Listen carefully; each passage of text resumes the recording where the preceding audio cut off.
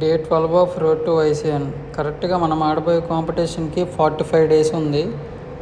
ఈరోజు మన body weight 58.90 ఉంది. ఈరోజు మనం చెస్ట్ వర్కౌట్లో ఏ వర్కౌట్ చేస్తానో మాట్లాడుకుందాం.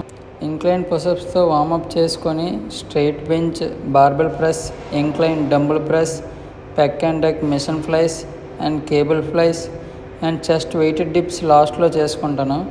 మోస్ట్ ఎఫెక్టివ్ అయితే ఉంటుంది.